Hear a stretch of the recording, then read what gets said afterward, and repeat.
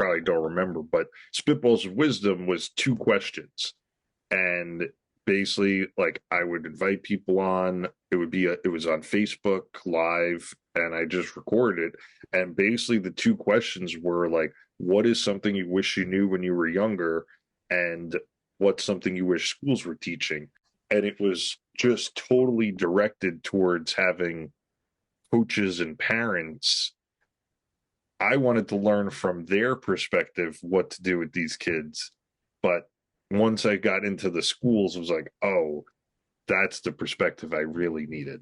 Like, there were some awesome conversations that I had based on those 2 questions. Like, Yes. some cool people, including yourself, were on there. Like, great conversations. But I was looking, almost not looking in the wrong place, but like, I needed to be in the school to start to see what was working.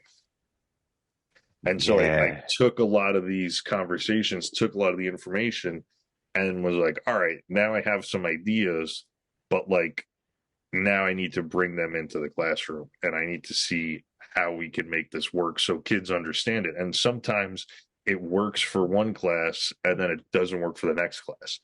And that's been kind of fun to experiment with as well. Programs like No Kid Left Behind, they test these programs out on very small, minute populations, and then they put a lot of money behind them, and then they don't work in a larger scenario overall. Mm-hmm. We do need to put in more research before some of these programs can actually work. And the Mm-hmm. fact that you are getting to know exactly how it worked for you puts you in a great place to become a facilitator later down the line to keep working this out, because I can't even imagine what's going to happen for our country if we start implementing more programs like this. So I actually had a YouTube video that came out not too long ago about how we as Americans, our school systems are so low in the world, right? Like 36, 26, 36, something like that. Just crazy. Maybe you know a little bit more about that. And I was kind of like, well, what can we as parents do? Because I'm a parent, I'm not a teacher.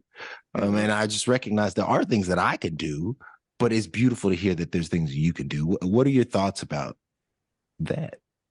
I heard this great line. I don't remember where it came from, if it was Tony Robbins or it was somebody, but basically the thing was they were like, oh, like, if we were able to find somebody from like the year 1900, right? So, and we show them like an iPhone, and we're like, look at all this cool stuff. Like, we have, Spotify, we can listen to any music we want. You could search for anything, any question you possibly have. You could call somebody that lives on the other side of the world. Like, you could do all these amazing things. They would be like absolutely mind blown of like what we're capable of doing. And then he says, and if you brought that same person into a classroom, they would look around, they'd say, wow, the blackboards are white now.